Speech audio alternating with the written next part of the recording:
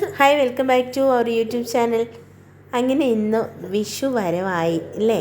അങ്ങനെ വിഷുക്കണി കാണുന്ന ഒരു തിരക്കിലാണ് കേട്ടോ. ഇന്നിപ്പം രാവിലെ മക്കളൊക്കെ താമസിച്ചാണ് എഴുന്നേറ്റത്. അപ്പോൾ ദേ ഒരാൾ നിവിൻകുട്ടൻ രാവിലെ വന്ന് വിഷുക്കണിയൊക്കെ കാണുന്നു. അപ്പം നമ്മൾ കിണ്ടിയിലൊക്കെ വെള്ളം വെച്ചിരുന്നു. ആ വെള്ളപ്പൂവും കൊണ്ട് രണ്ട് കണ്ണിൽ നമ്മൾ ജസ്റ്റ് ആ വെള്ളമൊക്കെ ഒന്ന് തൊട്ട് ശേഷം ആണ് കേട്ടോ നമ്മൾ കണി കാണാൻ തുടങ്ങുന്നത്. അങ്ങനെ കുറച്ച് നേരം ഞാൻ അവരോട് പ്രാർത്ഥിക്കാനൊക്കെ പറഞ്ഞ് അങ്ങനെ ഇരുന്നു. ഏകദേശം ഒരു 6 മണിയൊക്കെ അങ്ങ് കഴിഞ്ഞായിരുന്നു കേട്ടോ. ഞാൻ ഏകദേശം ഒരു 5 മണി ഒക്കെ ആയപ്പോഴത്തേക്ക് എഴുന്നേറ്റു, റെഡിയൊക്കെ ആയി. വിഷുക്കണി വെച്ചെടുത്ത് ഞാൻ വിളക്കെല്ലാം കൊളുത്തി എല്ലാം റെഡിയാക്കി. ഇവർ കുറച്ച് ലേറ്റായി. അപ്പോഴത്തേക്ക് അടുത്ത ആളെ എഴുന്നേറ്റ് വന്നു. ശരിക്കും നിയാമോൾക്കെന്ന് പറയുമ്പോൾ അവൾക്ക് ഇതൊക്കെ ഒരു ഭയങ്കര ഒരു സന്തോഷം. കാരണം അവൾ ഓരോ സ്റ്റെപ്പായിട്ട് വളർന്നു വരുന്നതനുസരിച്ച് ഇതൊക്കെ അവളുടെ ഒരു അറിവില്ലെന്ന് പറയുമ്പോൾ കുറച്ചും കൂടെ അറിവായല്ലോ. അപ്പോൾ അതൊക്കെ ഭയങ്കര അവളെ എൻജോയ് ചെയ്താണ് കേട്ടോ. ഓരോ കാര്യങ്ങളൊക്കെ പ്രാർത്ഥിക്കാൻ പറഞ്ഞാലും കൈകൊപ്പി പ്രാർത്ഥിക്കുകയൊക്കെ ചെയ്തോളും. അങ്ങനെ രണ്ടാളും ഞങ്ങൾ ആദ്യമായിട്ടാണ് കേട്ടോ ഞങ്ങൾ തന്നെയുള്ളൊരു വിഷുവായി പോയി കേട്ടോ. അപ്പം എങ്കിലും ഞങ്ങൾ തന്നെ വിഷുവൊക്കെ അങ്ങ് കണിയൊക്കെ വെച്ച് ഞങ്ങൾ കുഞ്ഞ് സദ്യയൊക്കെയാണ് അന്ന് റെഡിയാക്കിയത്. ഒരുപാട് കൂട്ടമൊന്നുമില്ലെങ്കിലും അത്യാവശ്യം കുറച്ച് എല്ലാം തന്നെ ഞാൻ ഉണ്ടാക്കിയിട്ടു. കിച്ചടി അങ്ങനെയുള്ളത് ഉണ്ടാക്കിയില്ല, ബാക്കി എല്ലാ കൂട്ടം തന്നെ റെഡിയാക്കി. പിന്നെ അങ്ങനെ വിഷു സദ്യയെല്ലാം കഴിച്ച് പിന്നെ ഞങ്ങളുടെ കസിൻ്റെ പിള്ളേരൊക്കെ വന്നിട്ടുണ്ടായിരുന്നു. അപ്പോൾ അവർക്ക് കുറച്ച് സേമിയ പായസമൊക്കെ കൊടുത്തു കേട്ടോ കഴിക്കാൻ. പിന്നെ നമ്മൾ ഫുഡെല്ലാം കഴിച്ച് കഴിഞ്ഞപ്പം വിഷു സദ്യ കഴിക്കാൻ വേണ്ടി ഒരാൾ വെയിറ്റിംഗ് ആണ് കേട്ടോ മുൻവശത്ത്. അപ്പം അവളിങ്ങനെ വിഷു സദ്യയൊക്കെ കഴിക്കാൻ വേണ്ടിയിട്ട് നോക്കിയിരിക്കുക.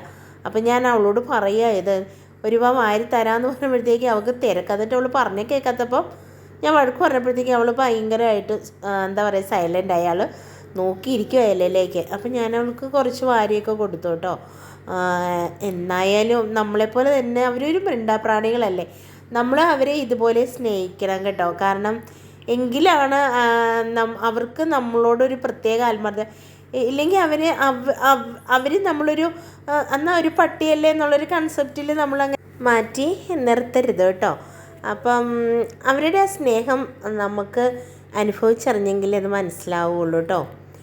അപ്പോൾ അങ്ങനെ ഇനി അടുത്ത ആൾക്കും കൂടെ ചോറ് കൊടുക്കണം. അപ്പം നമ്മുടെ വിഷുക്കണി വെച്ചിരിക്കുന്നതൊക്കെ നമ്മുടെ പിള്ളേരൊക്കെ വന്നപ്പോൾ ജസ്റ്റ് അവരൊക്കെ ഒന്ന് എന്നോട് ചോദിക്കുകയാണ് എന്തൊക്കെയാണ് വെച്ചതും കാര്യങ്ങളും ഒക്കെ. നമ്മുടെ ഈ വർഷം എനിക്ക് തോന്നുന്നു കൊന്നപ്പൂവിനെ കുറച്ച് ബുദ്ധിമുട്ടായിരുന്നു. കാരണം ഈ ചൂടത്തൊക്കെ പൂക്കളൊക്കെ കുറവായിരുന്നു. പിന്നെ വെള്ളപ്പുഷ്പങ്ങളൊക്കെ ഉണ്ടായിരുന്നു. മുല്ലപ്പൂ മാത്രം ഞാൻ കുറച്ച് മേടിച്ചു കേട്ടോ. ബാക്കി ചെമ്പരത്തി മുട്ടൊന്നും എനിക്ക് കിട്ടിയില്ല. എങ്കിലും ഉള്ളതൊക്കെ വെച്ച് ഞാൻ ചെയ്തു. അങ്ങനെ ഈ വർഷത്തെ വിഷു നടന്നുകൊണ്ടിരിക്കുന്നു. അപ്പോൾ അടുത്ത ആൾക്കും കൂടെ ഫുഡ് കൊടുക്കാൻ വേണ്ടി അവൻ വെയിറ്റിംഗ് ആണ് കേട്ടോ. അവൻ്റെ അടുത്തേക്ക് പോകാനാണെങ്കിൽ പോയിട്ട് ഭയങ്കര കുറയാണ് കഴിച്ച്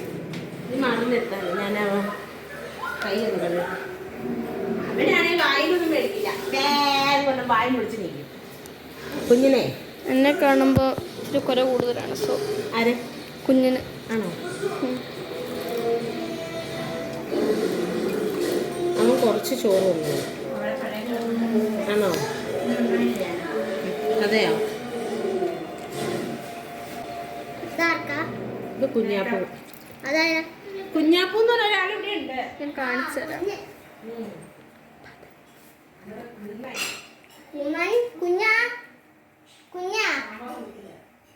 ഇത് കിടക്കുന്ന സാധനമാണ് ഇത് കണ്ടത്. അത് അവിടെ ഒരു കറക്റ്റ് അതാണ് നമ്മുടെ കുഞ്ഞൻ.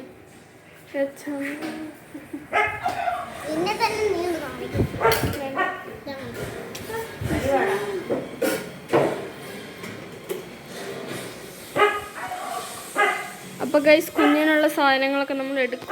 സദ്യ നമ്മൾ എടുത്തു.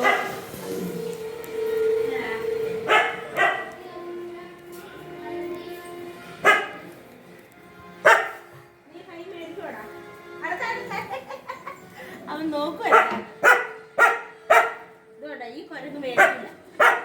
മേടിച്ചേ. മേടിച്ചോ? കണ്ടോ? മേടിക്കില്ല. കഴിച്ചോട്ടാ.